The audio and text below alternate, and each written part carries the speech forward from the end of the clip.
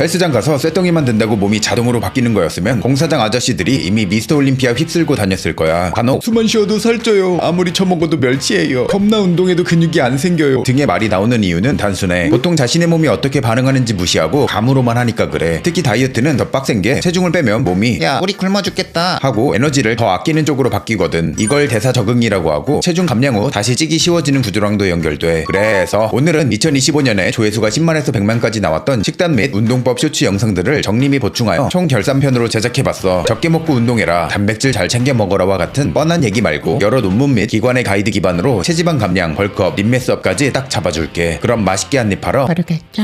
다이어트가 망하는 가장 큰 원인은 너무 과하게 굶어서야. 이 방식은 처음에 체중이 잘 빠지나 싶다가도 금방 정체되면서 몸이 일상생활에서 칼로리 자체도 적게 소비하기 시작해. 여기서 핵심은 니트인데, 이걸 헬스 말고도 서있기, 걷기, 각종 몸짓, 잡일 같은 생활 움직임으로 빠지는 칼로리야. 이게 사람마다 차이가 엄청 크고 다이어트 할 때 점차 감소, 즉 활동량이 줄어들어 감량이 정체돼. 그래서 첫째는 감량 속도를 잡는 거야. 초중급자 기준으로 주당 체중의 0.5에서 1% 감량이 적합해. 이 정도면 근손실을 줄이면서도 꾸준히 뺄 수 있거든. 그래서 유지 칼로리 빼기 300에서 500칼로리를 시작해줘. 2주 평균 체중이 안 내려가면 그때 마이너스 100에서 150칼로리만 더 깎거나 운동량을 늘리는 식으로 미세 조정하면 돼. 아직도 칼로리 계산해서 먹냐는 사람도 있겠지만, 눈에 보이는 정량적인 수치가 있어야 목표와 행동이 뚜렷해지고 눈대중으로 먹다가 실패하는 상황도 막을 수 있어. 아무튼 단백질은 다이어트 할 때 더욱 중요해. 에너지가 부족하면 근육도 에너지로 쓰려는 쪽으로 가니까 더도 말고 체중 1kg당 2g으로 섭취해서 근손실 방지 및 근성장까지 돕는 거지. 다음은 가장 많이 줄이게 되지만 적절히 섭취해야 하는 탄수화물이야. 탄수를 줄이면 인슐린이 줄고, 인슐린이 줄면 지방 분해, 식욕, 피로, 대사 등을 조절하는 렙틴의 분비도 약해져. 즉 배고픔은 더 세지고 몸은 덜 움직이게 만들어져 다이어트가 훨씬 빡세지는 구조가 돼. 심지어 인슐린은 근육 단백질 합성을 돕는 보조 역할도 하기 때문에 정말 중요해. 즉 인슐린은 많아도 안 좋지만 너무 분비가 안 돼도 문제지. 근육 증가도 원하는 사람에게 무엇보다 중요한 건 적절한 탄수화물 섭취야. 부족하면 훈련 퀄리티도 떨어지거든. 올해 발표된 WHO 말에 따르면 일반적으로 하루 총 에너지 섭취량 중 탄수화물은 큰 비중을 차지할 수 있다고 정리했어. 그러니까 다이어트 중에도 총 칼로리의 40에서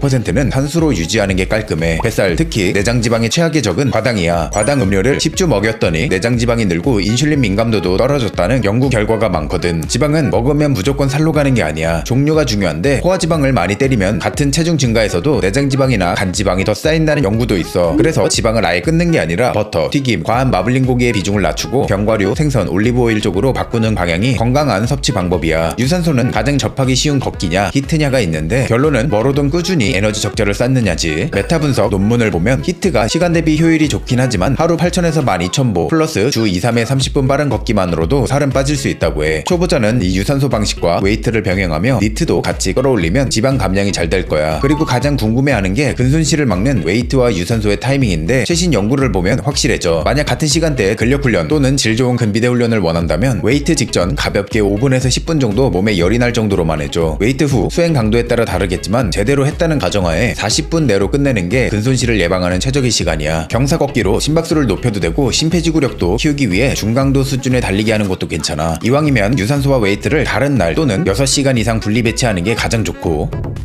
벌크업 망하는 멸치들 특징이 뭐냐면, 하루는 미친듯이 먹고 다음날 또 대충 먹고 운동도 대충 하고는 전 체질이에요 이러는 거임. 벌크업 원칙은 깔끔해. 벌크업은 커팅과 반대로 유지 칼로리에 300에서 500칼로리만 더하면 돼. 그리고 체중은 주당 0.25에서 0.5% 증가 정도로 천천히 해야 좋아. 이게 지방 폭증을 막으면서 근육을 쌓는 가장 무난한 페이스거든. 단백질은 커팅 때만큼은 아니더라도 여전히 중요해. 저항훈련에서 근육 증가가 단백질 섭취량에 따라 올라가다가 어느 지점 이후로는 더 먹어도 추가 이득이 크지 않다는 메타 분석이 있는데, 그 지점이 대략 체중당 1.6g 정도야. 이후 남는 칼로리는 탄수로 채워서 훈련 강도를 뽑는 게 이득이지. 탄수와 단백질이 훈련 퍼포먼스, 글리코겐 보충, 회복에 중요하다는 건 스포츠 영양 기관에서도 항상 하는 말이야. 소화가 안 돼서 못 먹겠다고? 그럼 씹지 말고 마셔줘. 액상 형태의 음식인 우유, 요거트, 미숫가루, 특히 쉐이크를 만들어 먹으면 위에 머무르는 시간도 줄고 총량을 채우기도 쉬워지거든. 그리고 끼니는 3번에서 5번 정도로 본인의 상황에 맞춰 섭취하면 되는데, 운동 전에만 특별히 신경 써주면 좋아. 대략 운동 60에서 90분 전에 소화 잘 되는 탄수화물 탄수화물 플러스 단백질 구성으로 먹어줘. 예를 들면 흰쌀밥과 닭가슴살 또는 저지방 소고기, 아니면 바나나와 프로틴 쉐이크 정도가 딱이야. 지방과 식이섬유를 많이 먹으면 더부룩해서 수행 능력이 떨어지거든. 그런데 벌크업이든 림맥스업이든 문제는 식사량이야. 어떻게든 맛있게, 그렇지만 가능한 적은 양으로 고칼로리를 섭취해야 위에 덜 부담이 돼. 이에 적합한 게 바로 앞서 말한 저지방 소고기지. 이건 적색류의 고기라 닭가슴살과 다르게 근력 향상 및 근합성에 좋은 풍부한 영양소가 포함되어 있어. 다음은 운동 방법이야. 근섬유는 찢어야 큰다와 같은 자극적인 말보다 초중급자는 딱 하나만 기억해. 기계적 장력 플러스 점진적 과부하가 근성쟁이 뼈대라는 거. 그래서 매주 무게든 반복이든 1이라도 올라가게 설계해야 돼. 기계적 장력을 위해 내리는 구간은 던지지 말고 2-3초 컨트롤하는 게 관건이야. 이건 근육에 긴장도 잘 걸리고 부상도 덜 당하게 하지. 그리고 5 곱하기 5는 종교가 아니라 도구임. 초보가 힘을 올리는데 가장 좋은 트릭이긴 하지만 벌크업에서 제일 좋은 건 근력 플러스 근비대를 함께 가져가는 거거든. 그래서 메인 복합 운동 한두 개는 5에서 6회가 가능한 중량으로 3-4세트씩, 보조 운동은 8에서 10회가 가능한 중량으로 3세트씩 두세 가지, 마지막은 펌핑 극대화용으로 한 가지를 12에서 15회가 가능한 중량으로 2세트 정도 빡세게 조지는 걸 추천할게. 이렇게 하면 근력도 오르고 근비대 볼륨도 챙길 수 있을 거야. 림맥스업은 솔직히 누구나 아무 때나 되는 마법은 아니고 초보자나 오랜만에 복귀한 사람 또는 체지방이 좀 많은 상태에서 잘 먹히는 방법이야. 방법은 유지 칼로리만큼 또는 플러스 마이너스 100, 200칼로리 정도 먹으며 단백질을 체중당 1.8에서 2g으로 올려 근합성 쪽을 밀어주면 돼. 단백질은 아까 말한 것처럼 체중당 1.6g 근처에서 포화되는 경향이 있지만 안전하게 2g 가까이 잡아서 근합성 최대치에 근접할 수 있도록 하는 거야. 탄수화물은 레전드 시범이 은퇴 후에 섭취하는 것처럼 저녁에 미리 충분히 채워두고 아침은 고단백, 고지방, 저탄수로 섭취하는 게 좋아. 아침에 탄수를 많이 먹으면 인슐린이 치솟으면서 근육 속 아미노산이 빠져나가고 트립토판만 남게 되는데 이게 세로토닌 전구체라 사람을 처지고 노곤하게 만들거든. 반대로 지방 위주의 거의 무탄수 식사를 하면 티로신이 잘 남는데 이건 도파민 전구체라 의욕을 높여줘. 초중급자는 그냥 운동 전후에 탄수를 몰아서 훈련 퀄리티를 보장하는 게 결과가 더 잘 나와. 그리고 림맥스업의 핵심은 볼륨 스위스파 찾기야. 어떤 사람은 반복수 볼륨에 잘 반응하고 어떤 사람은 중량 쪽이 더 잘 먹는데 초보는 일단 기록이 오르는 루틴으로 4주만 고정해봐. 특정 부위가 안 큰다 싶으면 그 부위만 주당 빈도를 2회에서 3회로 올리거나 총 세트 수를 2에서 4세트만 살짝 추가해줘. 대신 회복이 무너지면 그건 성장 자극이 아니라 피로 누적이니까 다시 줄여줘. 그리고 림맥스업에서 니트는 눈에 잘 안 보이지만 몸 변화를 크게 좌우하는 변수야. 커팅 때도 마찬가지지만 림맥스업 할 때도 식단과 함께 하루 걸음수처럼 활동량을 예측 가능하게 세팅해 두는 게 좋아. 예를 들어 하루 9,000에서 10,000보처럼 현실적으로 유지 가능한 기준을 정해두면 활동량이 일정해져서 식단 때문에 체중이 느는지 줄어드는지 더 정확하게 확인할 수 있거든. 이렇게 해야 결과가 들쭉날쭉하지 않아서 스트레스 덜 받게 되고 예측 가능한 몸이 돼서 체지방과 근육량 변화의 원인을 더 정확히 판단하기 쉬워져.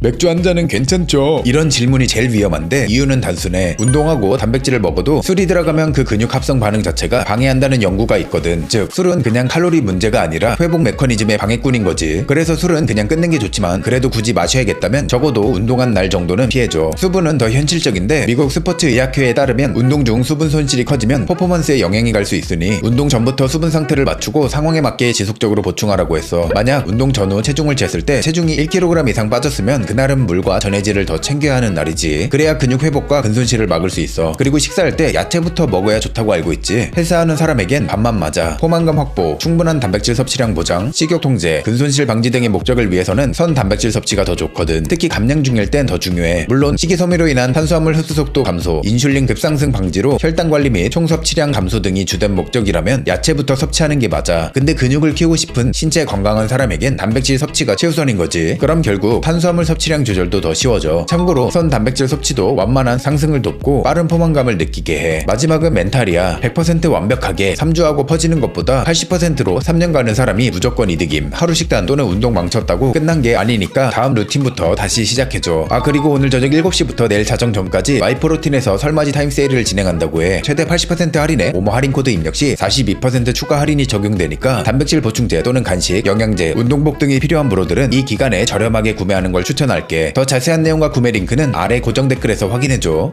자, 그럼 오늘 내용을 정리해볼게. 첫째, 감량은 주당 체중의 0.5에서 1% 속도로 진행하는데 유지 칼로리 100이 300에서 500칼로리만 조정하기. 활동량은 하루 기준을 정해 일정하게 유지하기. 둘째, 벌크업은 유지 칼로리 플러스 300에서 500칼로리만 더하고 주당 0.25에서 0.5% 체중 증가를 목표로 하기. 훈련 기록과 탄수화물 섭취를 안정적으로 유지하기. 셋째, 림맥스업은 유지 칼로리만큼 또는 플러스 마이너스 100에서 200칼로리 정도 먹는데 단백질을 충분히 섭취하고 훈련 기록 기록과 하루 활동량을 일정하게 유지하기. 넷째, 술은 최소화하고 충분한 수면과 수분 섭취를 하며 일정하게 관리하기. 다섯째, 완벽함보다 지속 가능성을 기준으로 루틴을 유지하기.